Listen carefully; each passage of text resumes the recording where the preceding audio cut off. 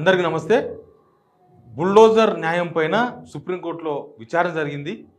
దేశవ్యాప్తంగా వివిధ రాష్ట్రాల్లో జరుగుతున్న కూల్చివేతలు, ఒక దగ్గరనేమో ఏదో రౌడీ షీటర్ల ఇండ్లపైకి బుల్డోజర్ పోతున్నాయి, కొన్ని రాష్ట్రాలనేమో ప్రత్యర్థుల ఇండ్లపైకి బుల్డోజర్స్ పోతున్నాయి.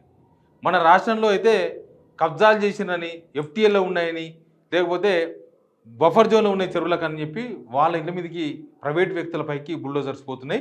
ఇట్లా దేశవ్యాప్తంగా వివిధ రాష్ట్రాల్లో జరుగుతున్న బుల్డోజర్ వ్యవహారం పైన సుప్రీంకోర్టు ఈరోజు విచారణ జరిపింది.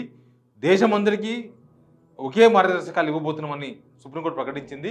ఇట్లా బుల్డోజర్సు ప్రైవేట్ వ్యక్తులపైన, ప్రైవేటు ఆస్తులపైన వెళ్ళడం పైన అక్టోబర్ 1 వరకు స్టే విధించింది. అక్టోబర్ 1 వరకు ఎవరు ఎక్కడ కూల్చివేతలు చేయొద్దు, కూల్చివేతలు చేయొద్దని కోర్టు ఆదేశం చేసింది.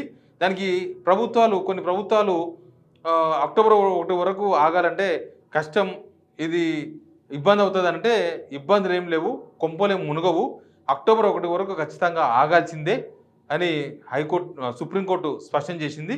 ఇంకా మన రాష్ట్రం వచ్చేవరకు హైడ్రా, ఇప్పుడు మనకు ఉత్తరప్రదేశ్లోనేమో రౌడీ షీటర్ల ఇంటి మీదకి, లేకపోతే ఎక్కడన్నా ఈ మానభంగాలు, రేపులు చేసిన వాళ్ళ ఇండ్లపైకి, తర్వాత ఎక్కడైనా జనాలను బెదిరించుకొని కాల్చుకు తింటున్న వాళ్ళపైకి బుల్డోజర్స్ పోతున్నాయి. ఇంకొక రాష్ట్రంలోనే ఇంకొకలాగా వ్యవహరిస్తున్నది. మన రాష్ట్రానికి వచ్చే వరకు హైడ్రా ఒకటి తీసుకొచ్చింది గవర్నమెంట్. హైడ్రాకు ఇప్పటిదాకా చట్టబద్ధత లేదు, బట్ ఇప్పటికే 300 పైన ఆస్తులను ధ్వంసం చేసింది హైడ్రా. దానిలో హెచ్ఎండిఏ పర్మిషన్ ఇచ్చినాయి, జిహెచ్ఎంసీ పర్మిషన్ ఉన్నాయి, కొన్ని కబ్జాలు చేసినవి ఉన్నాయి, కొన్ని నిజంగానే చెరువుల్లో కట్టిన వాటిపైన కూడా ఉన్నాయి. అయితే ఎక్కడ నోటీసులు ఇచ్చిన దాఖలాలు చాలా తక్కువ. ఎక్కడైతే కాంగ్రెస్ పార్టీకి సంబంధించిన వాళ్ళు, లేకపోతే రాజకీయ పార్టీలకు సంబంధించిన వాళ్ళు ఉన్నారో వాళ్ళకి మాత్రం నోటీసులు ఇచ్చింది. ఆ నోటీసులు కూడా 30 రోజులు మాత్రమే ఇచ్చింది. చాలా బస్తీలలో హైడ్రా నోటీసులు ఇచ్చింది, అక్కడ 7 days మాత్రమే టైం ఇచ్చింది. కానీ సుప్రీంకోర్టు చాలా కీలకమైన సూచన చేసింది. విషయంలో ప్రభుత్వ భూముల్లో ఉన్న వాటిని, లేకపోతే నీటి వనరులు అంటే చెరువులు కావచ్చు, నాలాలు కావచ్చు, వీటి పైన ఉన్న వాటి కావచ్చు, నీటి వనరుల పైన ఉన్నాయి కావచ్చు, తర్వాత రైల్వే భూముల్లో ఉన్న కట్టడాలు కావచ్చు, వీటికి కూడా సడన్గా పోయి వితౌట్ నోటీస్ బుల్డోజర్ పెట్టి కూల్చొద్దు, ఖచ్చితంగా 40 నుంచి 60 రోజుల ముందు నోటీస్ ఇవ్వాలి అని సుప్రీంకోర్టు స్పష్టం చేసింది. ఇప్పటి వరకు నిజానికి హైడ్రా ఎవరికి 40 రోజుల టైం ఇవ్వలేదు, ఎవరికి 60 రోజుల టైం ఇవ్వలేదు. అసలు వీళ్ళు నోటీసులు ఇచ్చిందే కేవలం రేవంత్ రెడ్డి వాళ్ళ అన్న తిరుపతి రెడ్డికి, లేకపోతే అక్బరుద్దీన్ కాలేజీ ఫాతిమా వాళ్ళకు, లేకపోతే పల్లా రాజేశ్వరి వాళ్ళకు, లేకపోతే ఇంకా కొంతమంది పార్టీలు రాజకీయాలతో సంబంధం ఉన్న వాళ్ళు, లేకపోతే ఇంకా కొంత డబ్బులు బాగా పలుకొడుకున్న వాళ్ళకు మాత్రమే నోటీసులు ఇచ్చిండ్రు. తర్వాత పేదలకు, మధ్యతరగతి ప్రజలకు, తర్వాత చిన్న తరహా బిల్డర్స్కు ఎవరికి నోటీసులు ఇవ్వలేదు. ఇప్పుడు కూల్చిన వాటిలో చాలా వరకు 99% ఎవరికి నోటీసులు ఇవ్వలేదు. ఇంకా పెద్ద పెద్ద బిల్డర్స్ ఉన్నారు, వాసవి లాంటివి, అపర్ణ లాంటి బిల్డర్స్, వాళ్ళకి అసలు నోటీసు కూడా ఇవ్వలేదు. నోటీసులు ఇచ్చినట్టుగా చెప్తున్నారు తప్ప నోటీసులు కూడా ఇప్పటిదాకా ఇవ్వలేదు. ఒకవేళ నోటీసులు ఇస్తే ఇప్పటికే 30 రోజుల టైం కూడా అయిపోయి ఉండాలి, మరి ఇప్పటిదాకా చర్యలు తీసుకోలేదు. కాబట్టి పెద్ద వాళ్ళకి ఎవరికి కూల్చలేదు, కేవలం నోటీసులు ఇచ్చింది. వీళ్ళు కూల్చిన కూడా పేద, మధ్యతరగతి, చిన్న తరహా బిల్డర్స్ మాత్రమే కూల్చిండ్రు. ఆ చిన్న తరహా బిల్డర్స్ విషయంలో కూల్చివేతల్లో కూడా నష్టపోయింది మళ్ళీ పేద, మధ్యతరగతి వాళ్ళే. ఎందుకంటే ఆ బిల్డర్ కూడా సగానికి పైగా అమ్ముకొని ఉంటాడు, ఆయన డబ్బులు ఆయనకు అందులో కొంత వచ్చి ఉంటాయి. కానీ మన పేదోళ్ళు, మన మధ్యతరగతి వాళ్ళు మాత్రం కొంత డబ్బులు పెట్టి కొంత బ్యాంకులో లోన్లు తీసుకొని అవన్నీ కూడా కొనుగోలు చేసి ఉంటారు. ఇప్పుడు బ్యాంక్ లోన్స్ కూడా ఖచ్చితంగా కట్టాల్సిందే. ఇప్పుడు ప్రస్తుతానికి కొందామంటే బ్యాంకు లోన్లు కూడా ఇస్తలేరు, వాళ్ళు కూడా హైడ్రా నుంచి ఎన్ఓసి తీసుకున్నాం, అట్లాంటి సిచ్యువేషన్ ఉంది. కానీ వీళ్ళు ప్రభుత్వ భూముల్లో ఉన్న, నీటి వనరులలో ఉన్న రైల్వే భూములు పెద్ద కేసు. నిజానికి రైల్వే భూములు కబ్జాలు చేస్తే చాలా పెద్ద కేసు, చాలా సీరియస్ సెక్షన్స్ ఉంటాయి.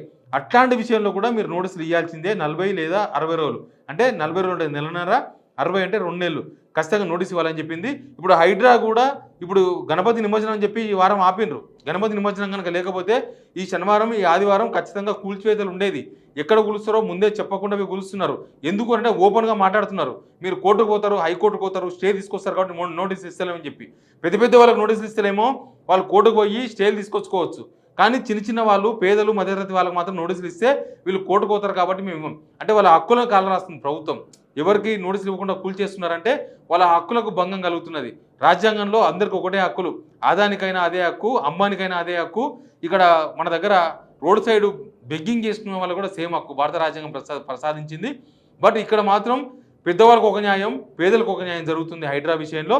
ఇప్పుడు ఈ నోటీసులు ఇవ్వకుండా ఎవరికి కూల్చొద్దు, రైల్వేవి కబ్జా చేస్తే కూడా మీరు నోటీస్ ఇవ్వాల్సిందే, 40 నుంచి 60 రోజులు ఉన్నారంటే ఇంకా హైడ్రా కూల్చడానికి అవకాశం లేదు. బహుశా అక్టోబర్ 1 వరకు దేశవ్యాప్తంగా ఎవరు ఎక్కడ ఏ ప్రభుత్వాలే కూలుస్తున్నది, బుల్డోజర్ న్యాయం చేస్తామని చెప్తున్నాయి కూడా ప్రభుత్వాలే ఈ బుల్డోజర్ న్యాయం ఆపడని చెప్పి సుప్రీంకోర్టు ఆదేశాలు జారీ చేసింది. నెక్స్ట్ వీళ్ళకి వాళ్ళ నోటీసులు ఇవ్వాలంటే కూడా నోటీసులు 40 రోజుల నుంచి మినిమం 60 రోజులు ఇవ్వాలి. అంటే దాదాపు నెలన్నర 2 నెలలు టైం పడుతుంది. కాబట్టి ఇప్పుడు గణపతి నిమజ్జనం కోసం ఆపిన హైడ్రా నెక్స్ట్ కూల్చివేతలు కూడా ఉండవు. నెక్స్ట్ కూల్చివేతలు ఒకవేళ చేస్తే సుప్రీంకోర్టు పరిధిలో ఉంటుంది అంశం. కాబట్టి హైడ్రాకి ఇది ఒక షాక్ లాగానే మనం చెప్పాలి. నిజానికి అసలు పర్మిషన్స్ లేకుండా, అసలు ఏమాత్రం సంబంధం లేకుండా డైరెక్ట్గా పోయి చెరువుల్లో కబ్జాలు చేసినట్టు కూలగొట్టండి. అవి కబ్జాలు చేసింది ఎవరంటే మనీ పవర్ ఉన్న వాళ్ళు, మజిల్ పవర్ ఉన్న వాళ్ళు. ఈ 2 పవర్స్ ఉన్నాయి కేవలం పొలిటీషియన్స్ మాత్రమే. అధికారులకు కూడా మనీ పవర్ ఉండదు, మజిల్ పవర్ ఉండదు, కేవలం అధికారిక పవర్ మాత్రమే ఉంటుంది. మరి మీ ప్రభుత్వాలే పర్మిషన్లు ఇచ్చి మీ ప్రభుత్వాలు మారంగానే పోయి ఈ పర్మిషన్స్ చెల్లవు అంటే రేపు ఇంకో ప్రభుత్వం వచ్చి హైడ్రా చెల్లదంటే ఎవరు బాధ్యత వహిస్తారు? కాబట్టి సుప్రీంకోర్టు మాత్రం చాలా కీలకమైన వ్యాఖ్యలు, చాలా స్పష్టమైన వ్యాఖ్యలు చేసింది. హైడ్రాకి ఇది ఒక షాకు. ఎక్కడైనా సరే నోటీసులు ఇవ్వాల్సిందే. ఇక ఏం జరుగుతుందో చూద్దాం. సుప్రీంకోర్టు మళ్ళీ అక్టోబర్ 1వ తేదీన దీనిపైన విచారణ చేపట్టబోతుంది.